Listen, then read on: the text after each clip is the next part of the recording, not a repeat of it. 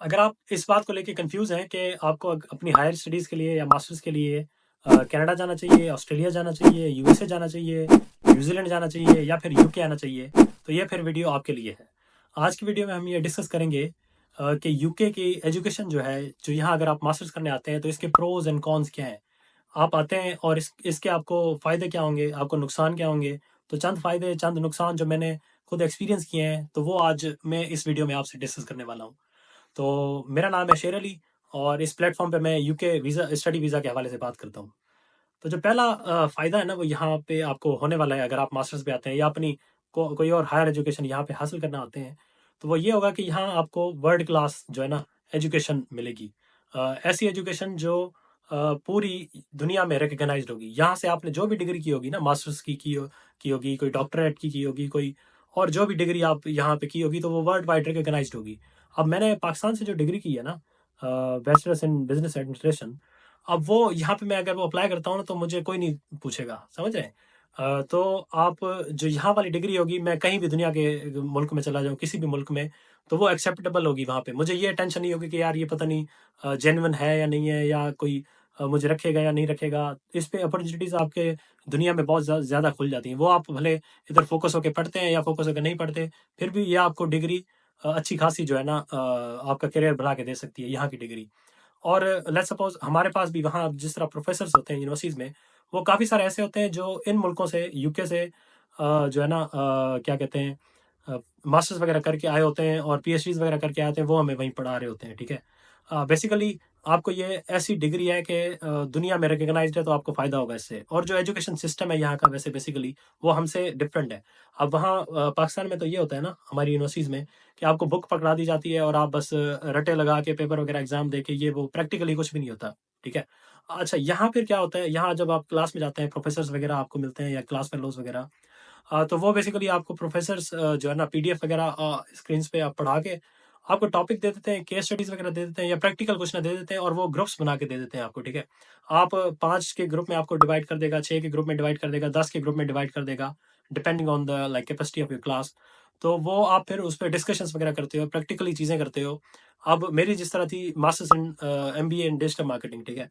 अब उसमें हमें ऑनलाइन टूल्स वगैरह पढ़ाए गए प्रैक्टिकली, और फिर हमें बैठ के केस स्टडीज वगैरह दी गई कंपनीज की, जो ऑनलाइन मतलब मार्केटिंग वगैरह उनकी किस तरह फेल हुए कंपनीज वगैरह। तो प्रैक्टिकली यहाँ पे आपको नॉलेज भी मिलती है, और ज़ाहिर है फिर एक्सपोजर भी आपको जो है ना इंटरनेशनल मिल रहा होता है, ठीक है।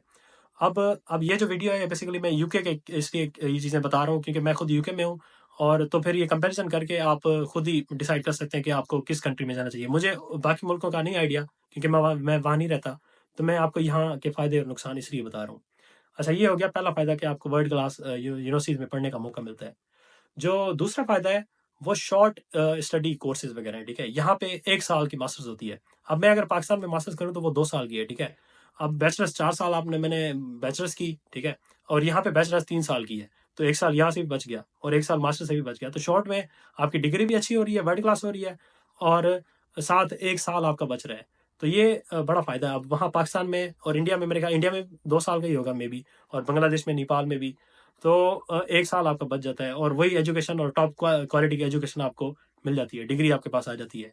ये हो गए 2 फ़ायदे। तीसरा जो फ़ायदा है वो यहाँ पे डिग्री करने का, वो ये होगा कि मल्टी कल्चर आपको लोग यहाँ पे मिलेंगे। आप सिर्फ़ जो है ना अपने मुल्क के लोग सारे नहीं होंगे पाकिस्तानी। ऐसी अगर डिग्री में आप आते हैं, यूनिवर्सिटी में आते हैं, तो आपको मल्टी कल्चर, आपको यहाँ के लोकल लोग भी मिल जाएँगे कुछ, आपको इंडिया के लोग मिल जाएँगे, आपको बांग्लादेश के लोग मिल जाएँगे, आपको अफ्रीका के लोग मिल जाएँगे, आपको मतलब दुनिया भर के यूरोपियंस आपको मिल जाएँगे कुछ ना कुछ। तो आप डिफरेंट मुल्कों के डिफरेंट कल्चर्स को आप सीखते हैं। इन चीज़ों को सीखने का आपको बड़ा फ़ायदा होता है। आप एक तो कॉन्फिडेंस में बहुत ज़्यादा बूस्टअप हो जाते हैं। आपकी पर्सनैलिटी जो है ना उसमें काफ़ी ज़्यादा इम्प्रूवमेंट्स आती हैं। आपके बोलने बोलने के अंदाज़ में काफ़ी सारा फ़ायदा आता है जब आप मल्टी कल्चर लोगों में उठते बैठते हैं। और आपके लिए डिफरेंट अपॉर्चुनिटीज़ भी खुलती हैं। आप ज़ाहिर है डिफरेंट मुल्कों में आपके अगर दोस्त बन गए हैं। लेट्स सपोज़ मेरा एक दोस्त है जो यूरोप यूरोप की किसी कंट्री में रहता है, जर्मनी, फ्रांस, इटली वगैरह कहीं भी, और मुझे काम पड़ गया है, और उसके साथ मेरी अच्छी दोस्ती भी बन गई है। तो होगा क्या, इस डिग्री की वजह से, क्योंकि मैं यहाँ आया, पढ़ा, मुझसे मेरी दोस्ती हुई, तो वहाँ वाला काम मेरा हो जाएगा, ठीक है। वो अलग बात है कि अगर आपकी इस तरह अच्छी दोस्ती नहीं बनती, नहीं आप इंट्रोवर्ट वगैरह टाइप के हैं, तो वो डिफरेंट चीज़ें हैं। पर ये फ़ायदा तो आप अवेल तो कर सकते हैं ना, ये चीज़ें यहाँ पे मौजूद हैं। तो मल्टीकल्चरल जो है ना लोग आपको मिलते हैं यहाँ पे, एक बहुत बड़ा फ़ायदा ये भी है। अच्छा, अब हम चौथे फ़ायदे की बात करते हैं। चौथा फ़ायदा जो ये है, वो आपको वर्किंग राइट्स भी होते हैं। अब आप कहोगे कि यार ये तो ऑब्वियस है, ये हर जगह होते हैं, होते ही होते हैं, ठीक है। पर ये है कि इसमें ये है कि आपको एटलीस्ट 20 घंटे अलाउ है और आपको पैसों वगैरह की टेंशन नहीं है, तो आप 20 घंटे सिर्फ अपने एक्सपेंस वगैरह कवर करके, सब कुछ करके, तो ये भी कर सकते हैं। लीगली आपको अलाउ होते हैं, ठीक है। लोग ज़ाहिर है एक्स्ट्रा करते हैं, ये वो सब कुछ करते हैं, पर जिनको नहीं टेंशन, उनके लिए वर्किंग राइट्स वाला फ़ायदा भी बहुत बड़ा फ़ायदा है, ठीक है। कुछ ऐसे मुल्क हैं जो वर्किंग राइट्स आपको नहीं देते, वहाँ फिर आप हर कोई इलीगली कर रहा होता है, ठीक है। अच्छा, पाँचवाँ जो फ़ायदा है, वो ये है कि आप जैसे ही डिग्री कंप्लीट कंप्लीट करते हो, तो आपको पीएसडब्ल्यू मिलता है, ठीक है? पोस्ट स्टडी वर्क वीज़ा, जो कि आपको लाज़मी मिलता ही मिलता है। आप अप्लाई करते हो, वो 3000 पाउंड उसका टोटल खर्चा होता है, वीज़ा फाइलिंग, हेल्थ इंश्योरेंस वगैरह, ईच एंड एवरीथिंग। तो आपको वो वीज़ा मिल जाता है। अगर आप स्पॉन्सर वीज़ा लेना चाह रहे होते हैं, तो वो भी आपको मिल जाता है। ज़ाहिर है, आप पैसे लगाते हैं, या फिर किसी कंपनी में आपको जॉब मिल जाती है, तो वो आपको स्पॉन्सर कर देती है। तो ये भी आपके पास है ऑप्शन, ठीक है। पीएसडब्ल्यू अगर आपको ना मिल रहा हो ना, तो फिर वो यहाँ पे रहने का कोई फायदा नहीं है, ठीक है। अगर हमें भी ना मिले ना, तो हम छोड़ के चले जाएंगे, क्योंकि अब जाहिर है, स्टडी जब वीज़ा चल रहा है ना, तो अब आप फीसिस वगैरह सिर्फ कवर करते हो, अपने एक्सपेंस वगैरह कवर करते हो, और तो कुछ भी आप एक्स्ट्रा नहीं बचा सकते। थोड़ा बहुत हो रहा होता है तो आप वो कर रहे होते हैं, बाकी ज़्यादा नहीं हो रहा होता। और पीएसडब्ल्यू का ये फ़ायदा होगा कि आपके पास फुल वर्किंग राइट्स होंगे। आप दिन रात भले काम करें, कोई आपके पास जो है ना रिस्ट्रिक्शन वगैरह काम की नहीं होगी, कुछ भी आप उस वीज़ा पे कर सकते हैं। तो ये बहुत ज़ाहिर है बड़ा फ़ायदा है आपको। अच्छा, ये हो गए सारे फ़ायदे। अब मैं चंद जो नुकसान वगैरह हैं, नुकसान पता नहीं है, किसी के लिए नुकसान होंगे या किसी के लिए ठीक है, नॉर्मल होगी बात, कॉन्स वगैरह। तो 2-3 है, वो भी मैं आपसे डिस्कस कर लेता हूँ। जो पहली चीज़ है, वो ये है कि लोग यहाँ पे आके होम सिकनेस का शिकार हो जाते हैं, ठीक है। वो अपने घर वालों से क्योंकि दूर नहीं रहे होते, तो आके काफ़ी परेशान हो जाते हैं। मुझे अल्हम्दुलिल्लाह नहीं हुआ, मैं काफ़ी टाइम से बाहर रह रहा हूँ घर से। अब ऐसा नहीं कि मेरी घर वालों से मोहब्बत नहीं है, अटैचमेंट नहीं है, पर देखें सर, रियलिटी ये है कि अब आप जवान हो चुके हैं। इस रियलिटी को आपको एक्सेप्ट करना पड़ेगा कि भाई दिल सख्त करना पड़ेगा। आप मर्द हो, या अगर आप लड़की भी है ना, तो आप आ रहे हैं, तो दिल सख्त करना पड़ेगा। इधर की हार्डशिप्स को, अपनी सारी जो मामलात हैं, उसको फेस करना पड़ेगा। और फिर जब जब तक आप अपने आप को रगड़ा नहीं लगाएंगे ना, हार्डशिप से नहीं गुजारेंगे, तो फिर कैसे कैसे फायदा होगा। आप चाहते हैं कि घर में बैठ के आप करोड़पति बन जाए, ऐसा मुश्किल है। हाँ, अब्बू की है प्रॉपर्टी, तो एंजॉय करें।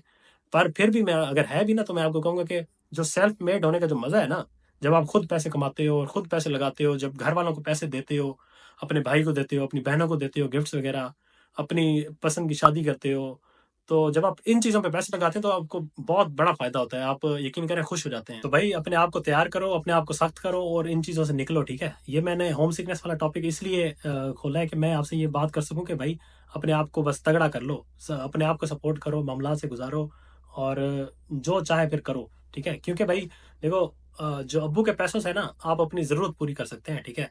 अब अपने, और करना भी यही चाहिए, मैं आपको मशवरा भी यही दूंगा।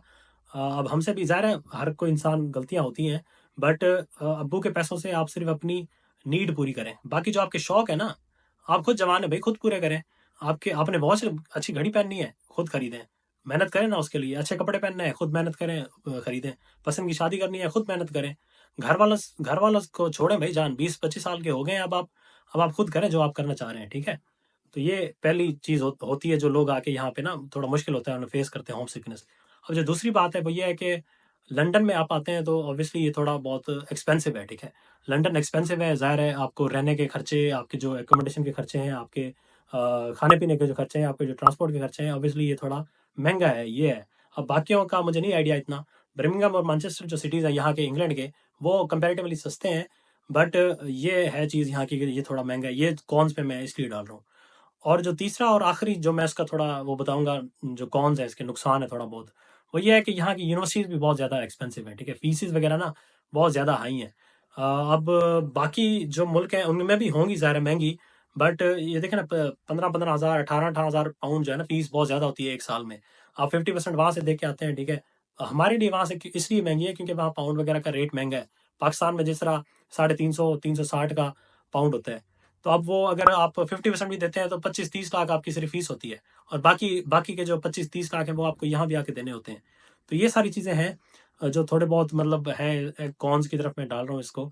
तो ये सारी चीज़ें जो है ना, मैंने आपको बता दी, प्रोज भी आपको बता दिए, कॉन्स भी बता दिए। अब आप खुद डिसाइड करें कि आपने यूके आना है या यूके नहीं आना। ये अपना हर किसी का पर्सनल फैसला होता है, किसी की ना सुने। लोग आपको नेगेटिव बताएंगे, ठीक है। मैं आपको लिख के दे रहा हूँ, आपने खुद भी एक्सपीरियंस किया होगा, 95% लोग आपको नेगेटिव चीज़ें बताएँगे, पॉज़िटिव भाई कोई नहीं है, ठीक है?